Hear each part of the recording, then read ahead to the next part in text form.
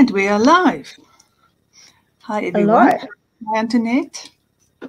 Hi, Louise. Hi, whoever's here. Hello. Okay, you say you're ready to bare your soul tonight as we talk about dark night of the soul. Mm-hmm. Okay, so we are going to talk a little bit about shadow work. I don't know if everybody understands what it is. So we're basically talking about Jung's theory that we all have a shadow side and a, let's say, the light side. And I think we're talking, I'm going to check with you because I'm not quite sure what we are talking about. I'm going to go with you, Antoinette. So, but I think we are talking about once we thought that we've done all this work and we have a new amazing peace and calm, then there's another something that shows up for us and we go like, what is there more? Is that more or less where we're going, Antoinette? Yeah. It's like we get usually through a crisis or something, or something that brings us down in some way. Financial crisis, illness, in my case, cancer, I think. And some people get there without it, but we get to a point in our lives where we realize that things are not actually working. They may seem to be working on the exterior, like with me. You can have the right career, house, travel, etc. But there comes a realization for some people at some point that actually nothing's right because we're not operating from soul space. And then some people, the mystics from the past, actually 16th, 17th century mystics, use the term the dark night of the soul. I think it started with John of the Cross, where we embark on a journey of starting to look at our shadow side and integrate it, accept it, heal it, feel it, in order to reach our highest potential, actually, as a human being, our God self and our soul space. And that journey, it's so interesting. When I started on it, it starts off as a kind of a void. Actually, it's the most bizarre feeling after having such strong opinions about everything and such belief systems. I had to start on a completely clean slate, and I felt like a ship without an anchor. It was absolutely terrifying, actually. But it kind of, I think it always becomes what some of them call a liminal space, a kind of a space where you're in between. The past life is, has to go or is gone, but the new life hasn't yet been given birth to, the soul space life, the higher self life. And that in between space, it can be really weird, confusing, lonely. And it can be quite long, actually, and multi-layered or a spiral process, actually. So you think, oh, so you show up now for your stuff to come up. Okay, I'm willing to look at my feelings. I'm willing to integrate my shadow. And then up comes dissatisfaction or anger, or eventually 2 years later, resentment, bitterness comes up at different times. And then the same stuff comes up again and again, and every time it comes up deeper and harder and darker, in inverted commas. I think the core wounds take a multi-layered, multi-spiral process. So so you and I were discussing this on the weekend, and I think, and I said, I am now in a space 4 years after starting this process of experiencing incredible, unspeakable peace, joy, union with God's self. I mean, it's stuff I never thought was possible for me. But at the same time, the other end of that, or a pendulum swing almost, is to go deeper and deeper into the shadow self, into the difficult stuff, tea with the monsters. And you said, no, Antoinette, you're making it too hard and too long. So let's have a coaching. So yes. Here we are. Yes, and I think a lot of people think that it has to be long and hard. And I think that is why it's such a valuable coaching session. So I want to take that whole process that you've described now, from the mystics all the way through to the shadow side. And I want to reframe it in the way that I work. Because I work with a fairly simple, straightforward 12-step approach.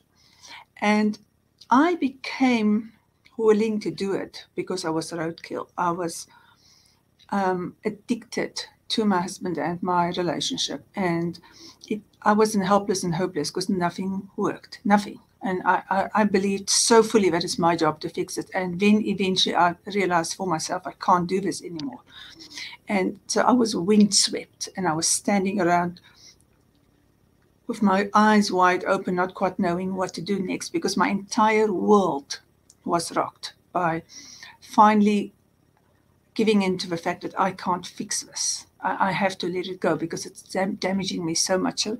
So I didn't quite know who I was because, like you described, I was so focused and driven and going for the one goal after the other and achieving them and the next one and the next one. And it was a very unusual, unfamiliar space for me to be in, where I really had no clue where to even start and what to do. And my resources were so low at the time. I was truly broken. So I was very lucky that I had somebody who has been through a 12-step program, and I literally said, okay, fine, I'll do whatever you tell me.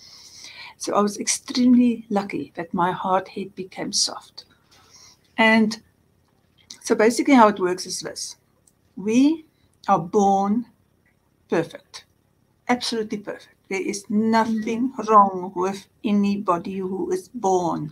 And if you want to fight with me and tell me you are the one that had something wrong with you when you were born, then I'm going to take you to the hospital and we're going to stand there at the ward and look at all those little babies and we're going to go like, perfect, perfect, perfect. Now what the heck makes you not perfect? Because we were all born perfect. And at the time we knew it, and we would ask for food and we would ask for attention. And we would have a voice, and we would have wants and needs. And we were sure of our ability to get connection. But even from there, or before we were born, little things started happening that took away from us believing in our own perfection.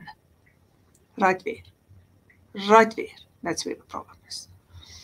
Because no matter whether it is our parents, our social conditioning, like you must be a good little girl and don't put on airs and graces, people are not going to like you, or we like you when you are this superstar who achieves a lot, or we don't like it when you ask so many questions. So we start changing ourselves a little bit, and we give away and we give away and we give away because it becomes so important to us to please our parents and therefore others. So now, just go back to that for a minute. We all are coming from that one place where we knew that we were perfect. And then we give it away. And here we are today. And then we go like, there's another dark thing here that I need to go sort out. And that dark thing shows up as triggers. So what happens is that most of what we go through, that whole process of giving away pieces, it's usually done either because we had a harsh reaction to what we needed, or no reaction, or because we were praised for giving of ourselves. We are praised for pleasing the other person, and then we become non-important in the whole thing. Or we learn very harsh judgments about ourselves. Like if your parents split up, if you're younger than 7, you're going to decide that if I was better, Daddy wouldn't have left. If I was better, Daddy would have loved me. If I was better, Daddy would have stayed. I am not enough, which is fairly universal. So now that's hidden from us. It goes into our subconscious. Most of it is hidden from us. We cannot survive our childhood if we bring up those little pieces that we've lost. We can even have a very happy childhood because we've normalized it. And we have found enough things to keep us going. Our friends and doing well at school, or taking care of mommy. So there's so many things that can give us something that we can hold on to. I literally buried my head inside books. That was how I survived through my childhood. I was inside the books, and if I put down the one, I took the next one. And that's how I survived. So we all have coping mechanisms to get us through. And we are all going to minimize everything, and we are not going to be walking around blaming our parents. And I don't want anybody to blame their parents. I want everybody to become aware of what we've given away. It's the only thing that's important in the end. So we go through this whole process, 12 steps, and we find out, what did you give away? Why did you give away? And here is where the dark night of a soul comes in. This is, that moment when I was standing around and I was like, I don't know what to do anymore. I'm handing over control, because I actually messed this up so much with my way of thinking, my way of doing it, that I'm willing to give it up. So it's our biggest blessing. But then when we start doing this work, whether you call it shadow work or whether you call it inner child work, which is what I prefer, we go find the lost inner child, we reparent our inner child, and we start treating our inner child with love, forgiveness, compassion, and encouragement, which is what we should have had. And that's basically the work we do, so that we can heal.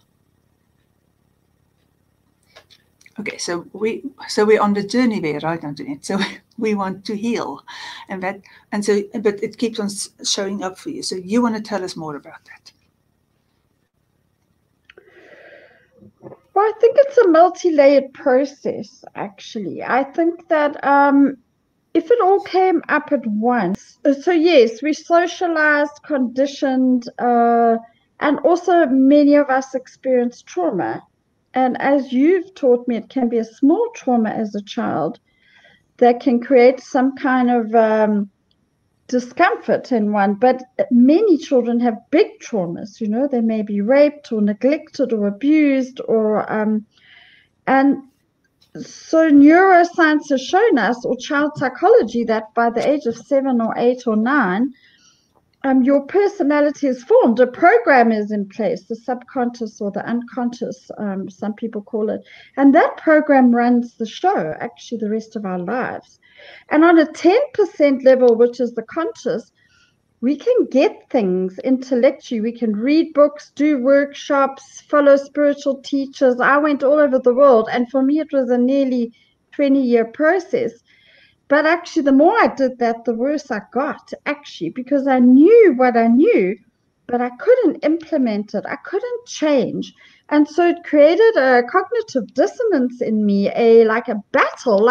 But I know I'm meant to be peaceful and present, but I can't. There's this fear raging and this anxiety and this not good enough, and actually stuff I didn't even know. I didn't know what I didn't know. And I think most people don't, because it's hidden, it's subconscious.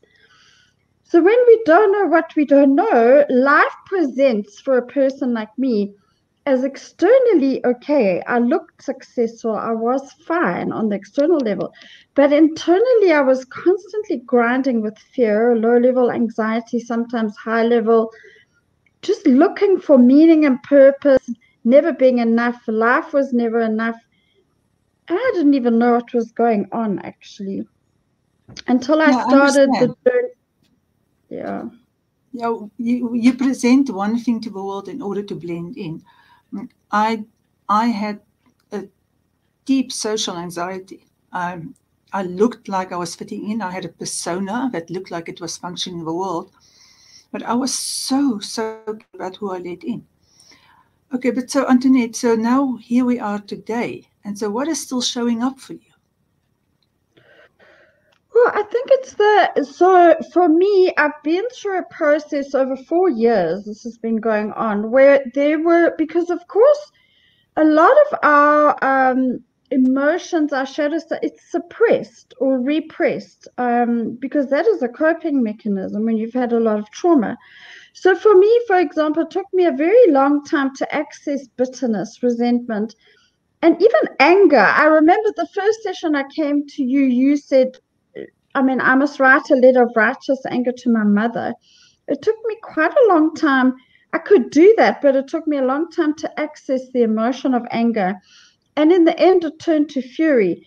Then I started accessing things like bitterness, resentment, shame. I didn't even know there was shame there till quite far into my journey.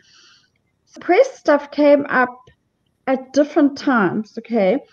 And also my trigger, once I started becoming extremely self-aware and being able to observe my triggers and what was going on, I started seeing that underneath everything, my core issues were fear of abandonment. I'm just not enough. I'll never be enough. I'm going to die unloved and unfulfilled. And actually, at the end of the day, if I'm myself, people will judge me and they'll abandon me because they won't like me. And love hurts. So, I mean, I've drilled down right to the bottom of my stuff. So the interesting thing is my coping mechanisms for that were self-sabotage, which is still quite well in alive for me today. People-pleasing, codependency, and addictions like alcohol and food. But the interesting thing about my addictions is they're very functional. I'm a very functional addict. So I can drink quite a lot on and off, but still function really well. And I sometimes think that's the worst kind of addiction to have. If I'm rambling a bit. But what started happening to me over the years, and I think it is the journey, is you go to different suppressions and you also go to different levels of the same thing. So the interesting thing about this journey is you think, I've done that. That's it. I've done this low self-esteem. I'm okay now.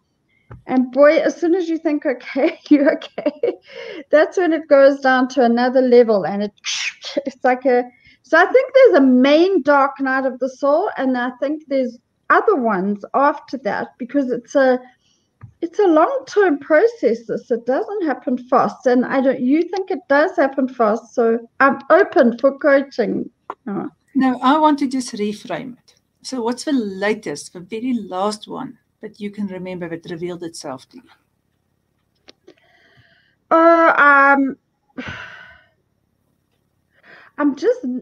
My biggest fear, I've been waking up at night recently up until about 2 weeks ago, waking up and thrashing around at night with how awful I actually am, how I just cannot show up in life. I'm not doing enough. I'm not achieving enough. I'm not good enough in my relationship. I'm not looking after my body enough. It's like, and a very terrifying fear of dying unloved and unfulfilled because I'm just not showing up enough. I'm never good enough for myself. And I'm so hard on myself. Oh my word. Okay, so I need to make some notes because I'm going to forget something now. I know this. All right, so let me ask you a few questions. So if we just reframe this, if we do just one thing, we just reframe this. Let's get rid of this light. Okay, that's better. If we just reframe this and we stop calling it shadow work. We start saying something else in the place of it. I am grateful for my triggers because it shows me where I need to give attention to. And this is there for a very big reason. So let me explain the reason to everyone. So when we go, so remember now we're born perfect, and when we start going through our developmental stages. Now, as we go through it, so we are supposed to be loved and accepted by our mother, first and foremost. They must show approval for us because of who we are, not of what we do or what we don't do. They're very rare and hard to find. So that's like for a lot of people, that's the first glitch. It can even happen before we are born. It can be a mother who's single and she's got all this anxiety hormones coursing through her life, and then we've got an anxious child for the rest of our life, or parents who've been fighting a lot. So, a lot can happen to make us decide that life is hard and we need to be anxious and we have to be on guard the whole time.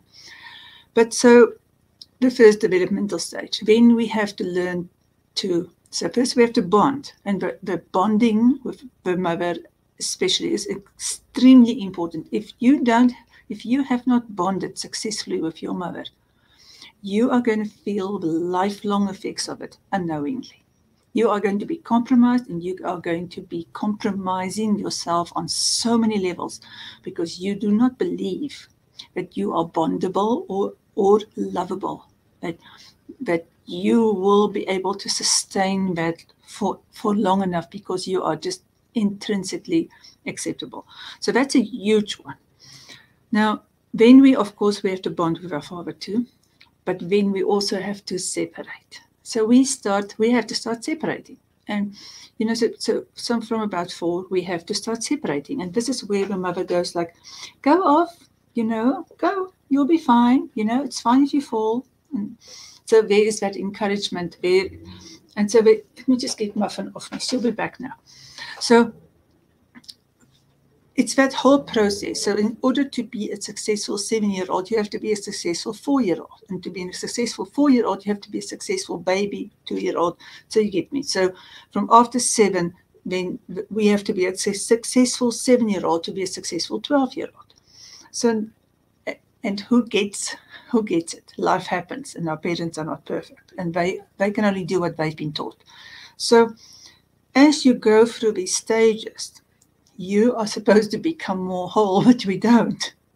So we lose more of ourselves.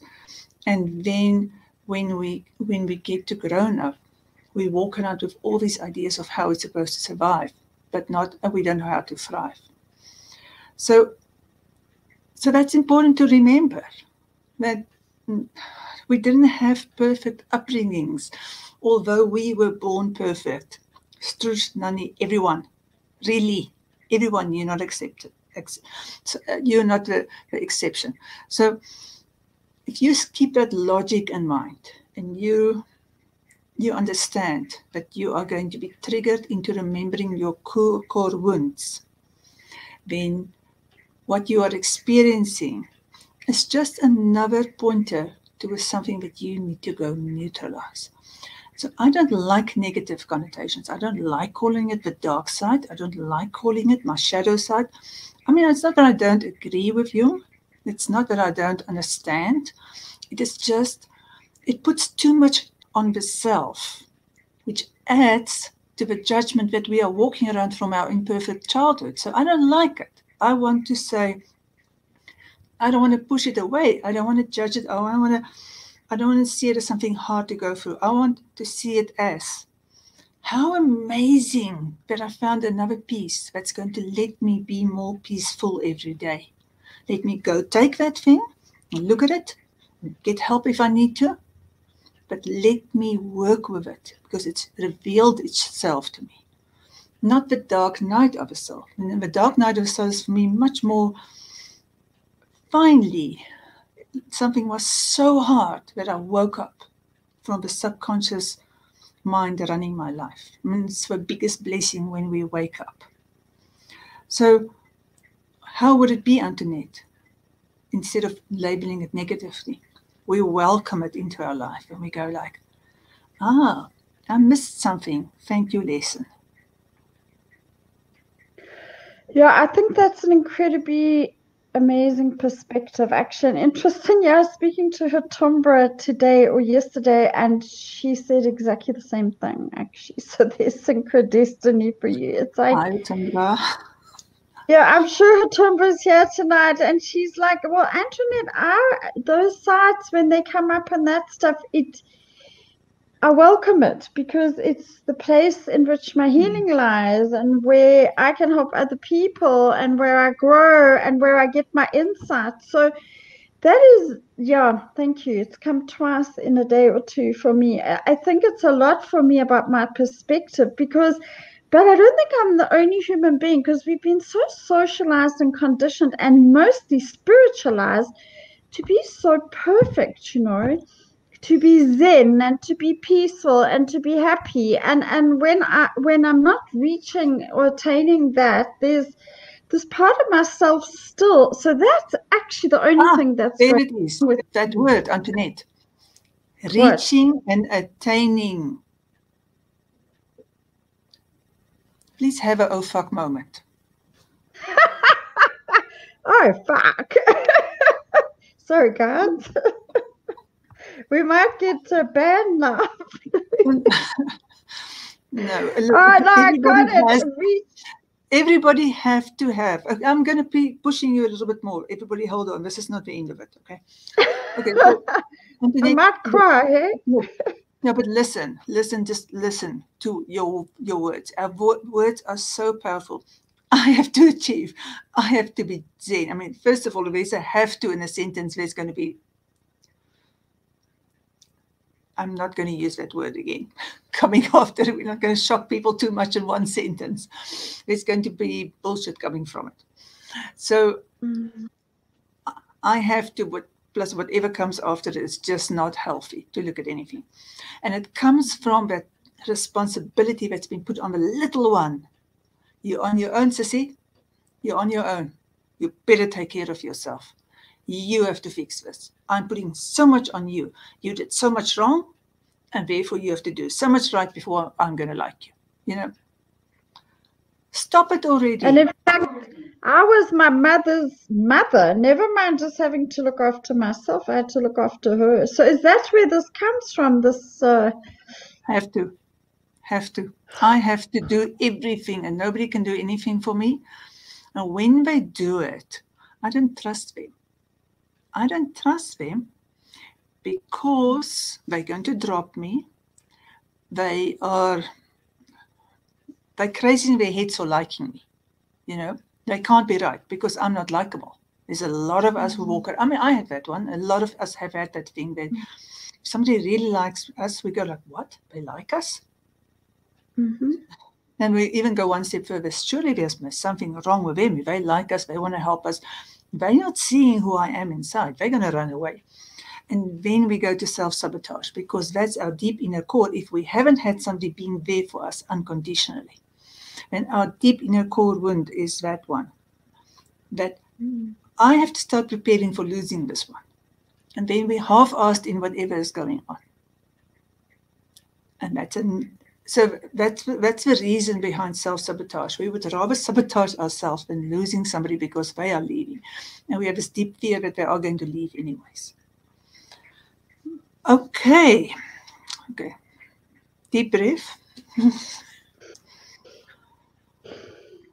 Okay, and so yeah, but I think also we've been.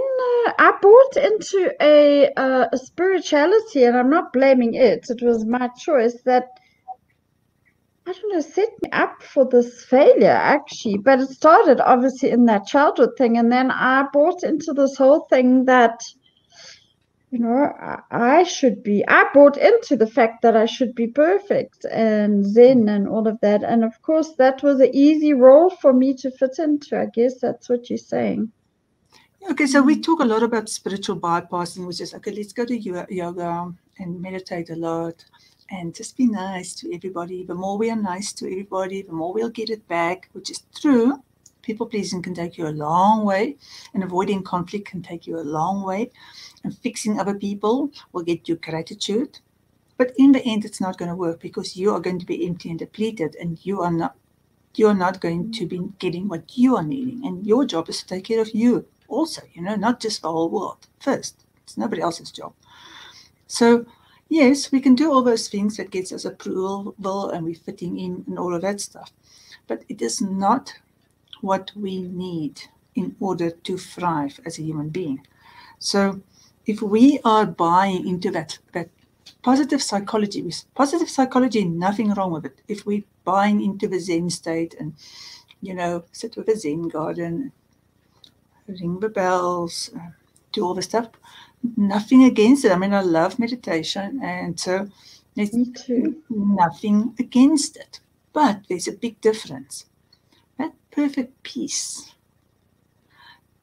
that state where you're actually truly Zen-like, has bugger all to do with you chasing any practice.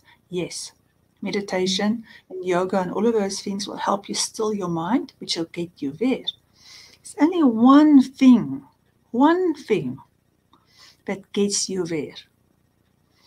And this is the thing, Antoinette, that we talked about in the Shame Masterclass, because you said you enjoyed that. So that's deep inner shame that we walk around with. And if we do not choose to reparent ourselves, go back to 2 years old and 4-year-olds and all the way to here, and start forgiving ourselves for something that we had bugger all control over anyways. Forgive ourselves. Because our parents were always the parents of us. We were not supposed to parent ourselves. Forgive ourselves and treat ourselves with much compassion. And then we decide. It's a decision. It's not a miracle. I decide that from today onwards, I will accept myself as that little baby that was born perfect. So it's like, what's more to say after that? Yeah, it's very hard for me to accept myself because I can be quite yeah, I don't know if it happens to everybody, but the more I've accessed joy and peace and who I really am, the more I've also played out that part of myself. I suppose I've been scared of my whole life. I can be quite a bitch, and quite difficult. But actually, you're right, because recently I have been just accepting all of it and going, it's all okay. And that's when I get better, actually. I stop being so difficult or whatever I'm labeling myself as, because it's that constant resistance, lying awake at night and going, you've messed up again. Antoinette, you know what? It's okay to have needs. You're not needy. You're normal. It's okay. Just because as a small kid you decided that you have to take care of it, it doesn't mean that you can't have needs. It's normal. All of us have needs. It's okay. Yeah, but it's how we articulate them. I think the thing is when you subconsciously don't know that you're allowed to have needs. I think you expect other people to kind of meet those needs and they don't. And then you have a flipping hissy fit, It's like... Okay, but listen, let's go on to something else, because there's something else that we have never talked about. Muffin is back. Okay. Hello, Muffin. Say hi to the people, Muffin. Okay. She's persistent, eh? Okay, so here's another thing, Anthony, which is something which I love. It's from Dr. Phil. And it is, if you are holding on to something that doesn't serve you, it is because it serves you in some sort of way. If you are unwilling to let the drama go, if you are unwilling to settle into being calm and zen and just go like, oh, there's one of these coming again. Let me look at it. Let me examine it. Let me go and talk through it or work through it or write through it and process this. And then I know I will be a stronger, better me, because I will settle into an even more real version of myself with less subconscious directing me, because, thank you, another something has shown itself to me with zero labeling, not labeling anything, not going, I'm a bitch, it's like, what is this all about? Being curious about it instead of labeling it. What is the thing that you get when you hold on to the drama?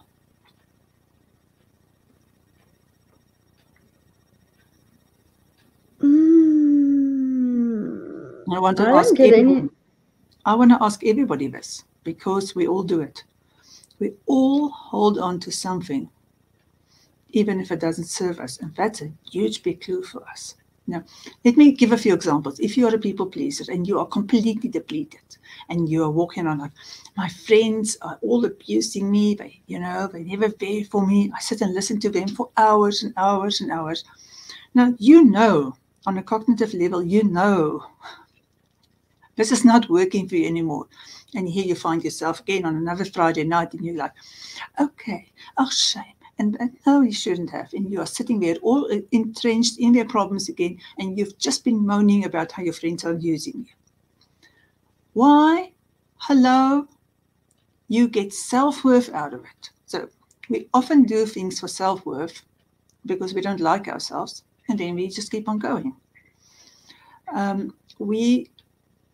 Another very big thing to think about is that you may be used to only getting negative attention, and to be getting positive attention is so alien for you that you can't show up and say, you know what, I'm doing so amazing, and I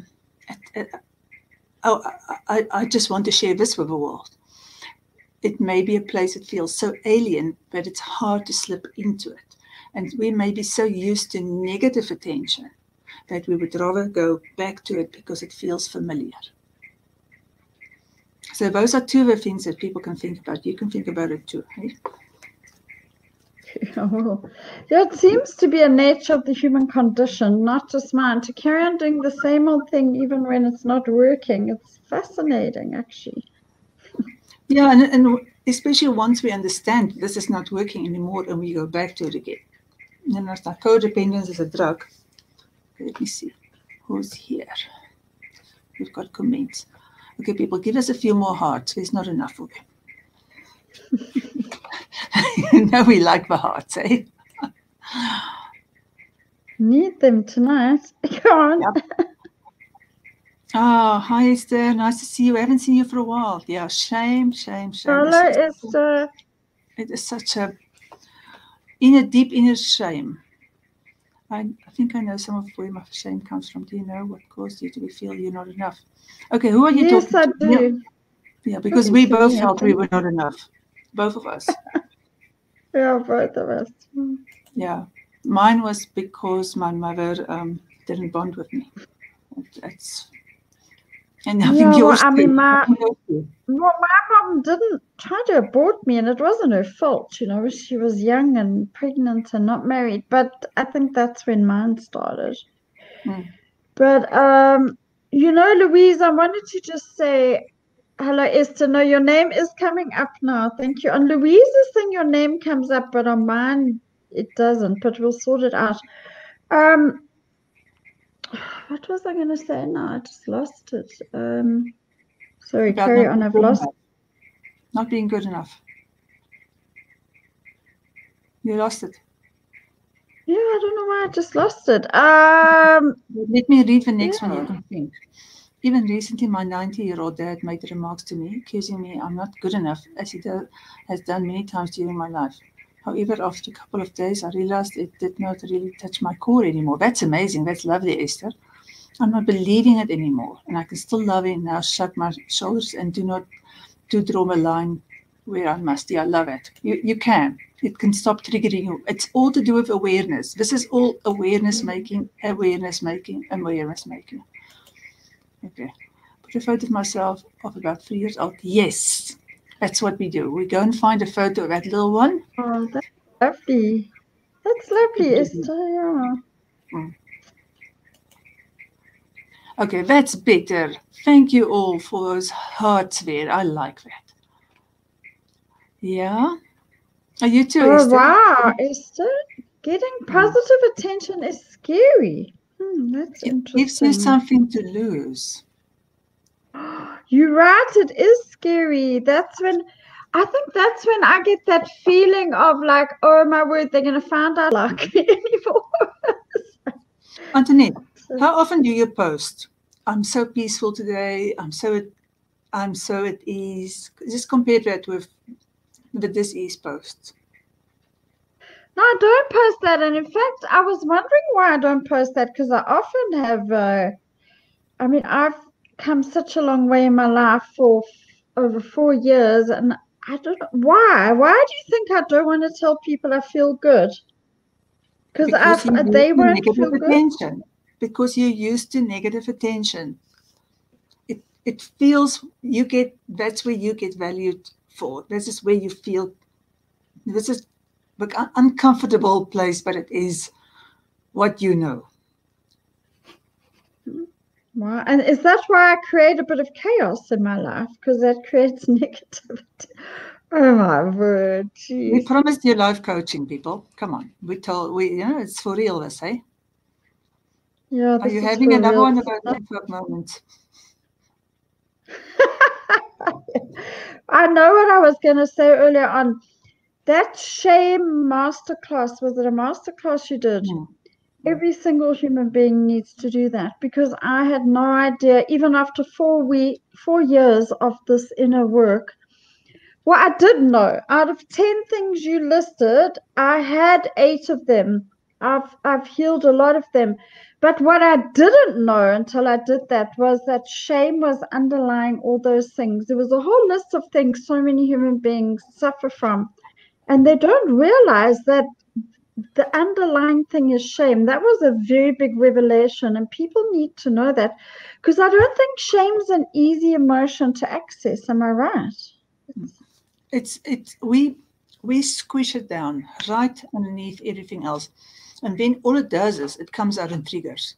It comes in our triggers of our overreactions, like, because we project so much and we fear so much.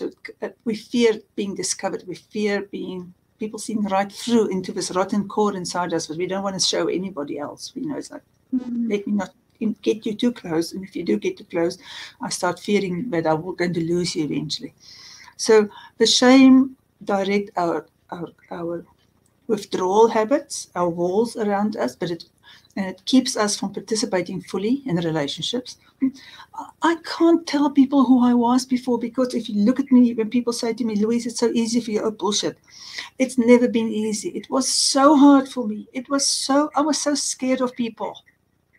So very scared of people. You would never hear me speaking my truth and like showing up and like, I'm here and I'm awesome and I know this and I don't mind that I have faults and I don't mind that I'm not perfect. All of that is part of me being who I am. I like myself. Yeah.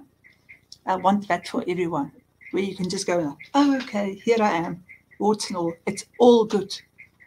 And we So can. you never have any moments of not liking yourself, ever? There may be parts of what I do when I go like, what did I do just now? But just remember that the more we do this work, and my work gets solidified because of every single group meeting. Some weeks I had free group meetings of 2 hours each.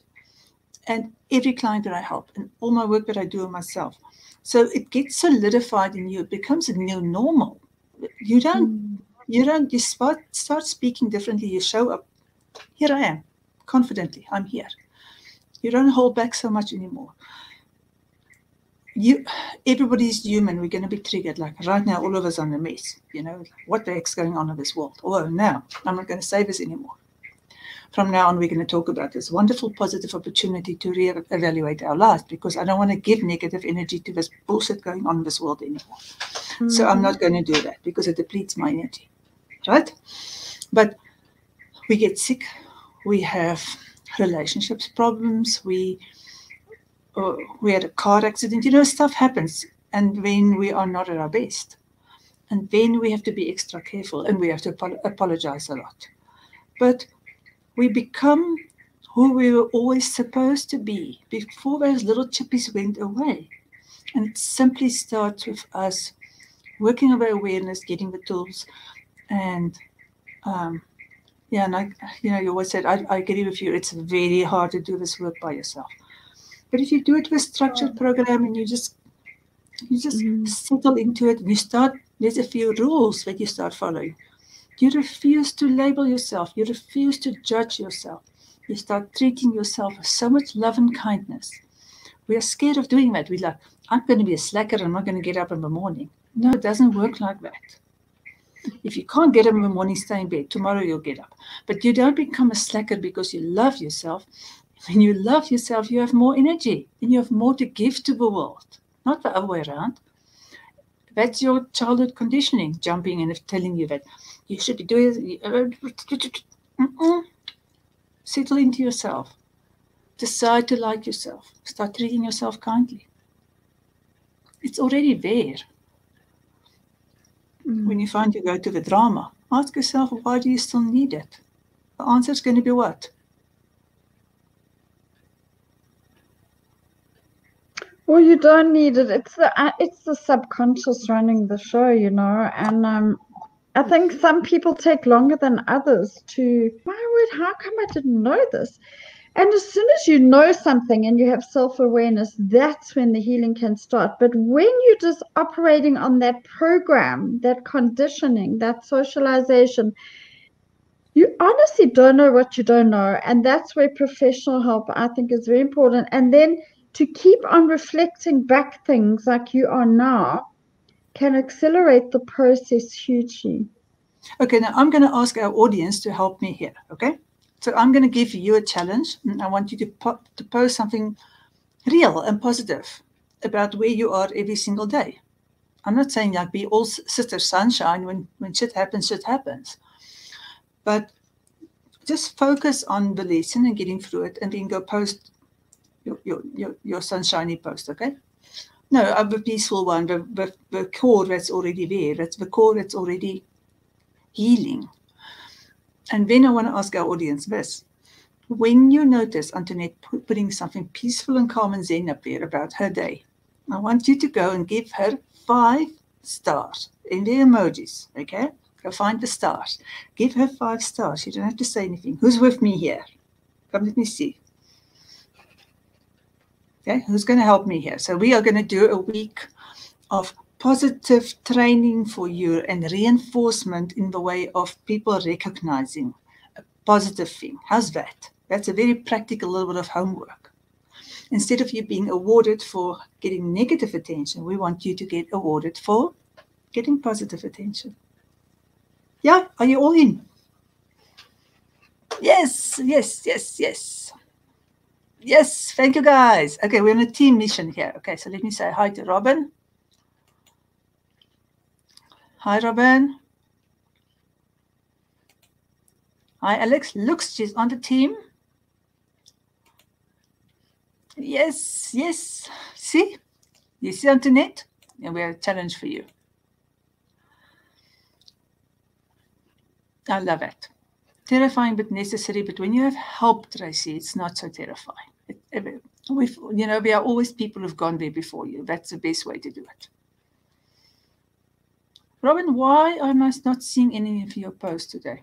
I don't know who Facebook user is, but whatever it is, that's good for me. Thank you.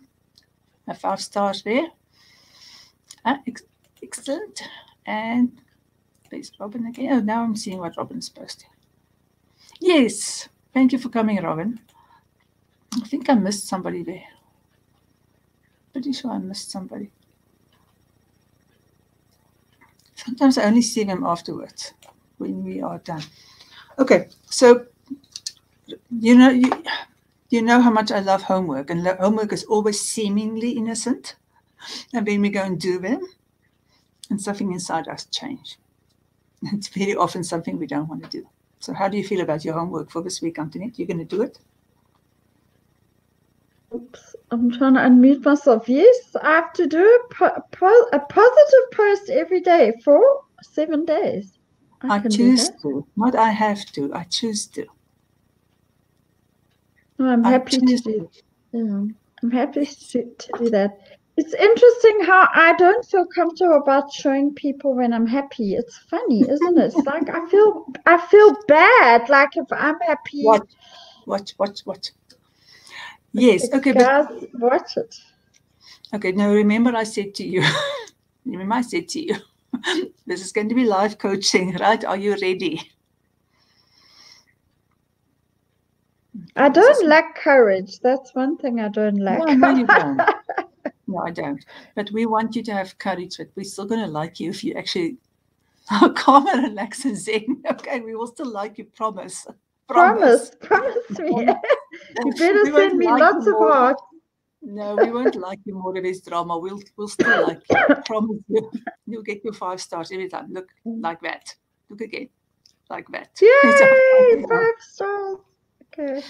Yeah. Okay. I'm in. Thank you. Hi, Linda. See, yes. You're so good being happy with me. No, actually, I'm often happy. It's just, I suppose I share my difficult journey on Facebook and on these things because a lot of people don't share their difficult. Everybody's sharing. I mean, fake book is exactly that. Look how lovely life is on my holiday. But a lot of people aren't showing up to be vulnerable and real and raw and authentic. And that is the nature of the human journey. So I've shown up to share that, as has Hatumba and a few other people. It's okay to not be okay. People need to know that as well. But maybe I need to find the balance. Yeah, there's a definite balance. There is and for our own well-being, we want to have more of a calm and zen, because then we are reluctant to indulge in the other side.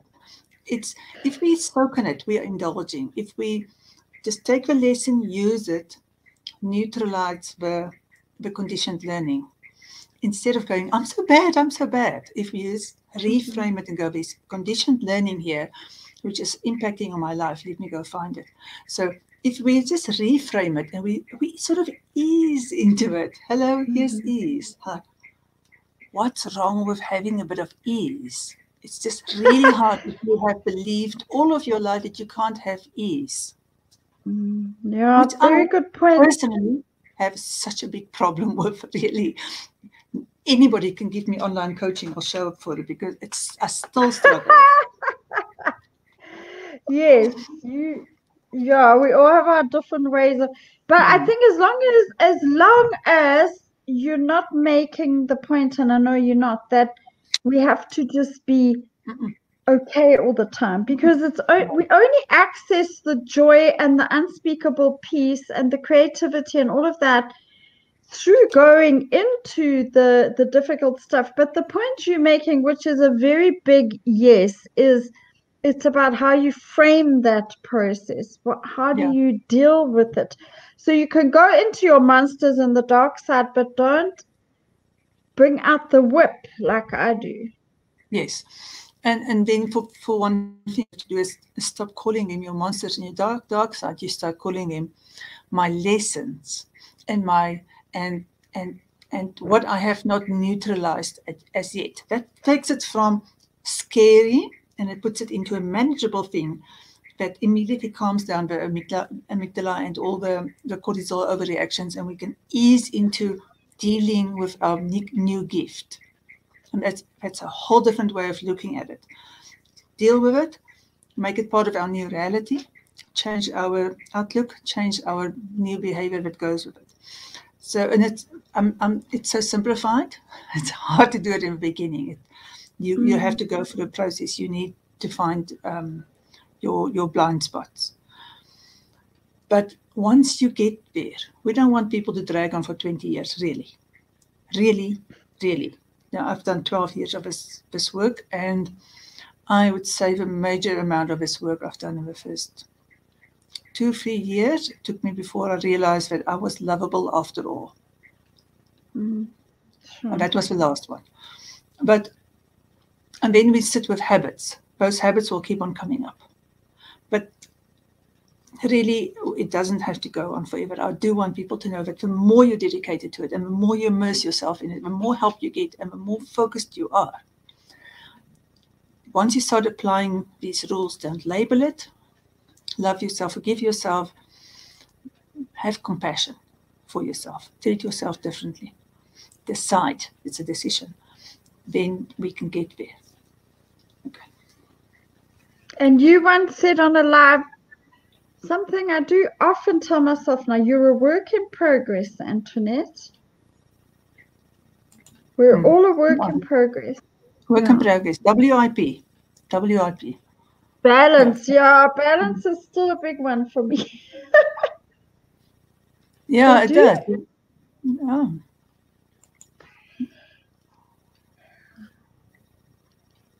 Yes, One baby Trace. steps. Baby steps. You're right. Yes, that's it. Okay. So good. Attacking and calling your monster. Okay. Self-compassion.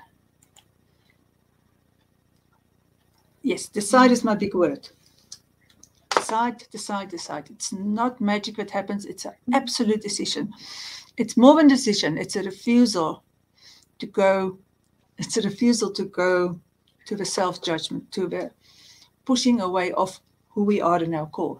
And at the other side of it is complete and utter acceptance that I am here and I'm meant to be who I am. And I have amazing gifts to share with the world if I will just let myself put on my big old panties and show up. Just let myself be happy and content. That's lovely, Hatumra. Focus on the good in our lives. While we are aware of a difficult course regulation of the nervous system. Yes, it does. And living in thankfulness, living in complete and utter thankfulness for our lessons, for what it brings us. Okay, so, all right, guys, so I've got a chicken in the oven. I think it's burning. I need to go. I'm cooking tonight, but I don't think it's going to be successful. Thank you all for showing up. Remember, we love those hearts, and please give us more of them. I'm going to go off and rescue my chicken any minute. Yeah, enjoy your chicken, and thank you. Thank you, Louise. And thank you, everyone, for your amazing input as well and support.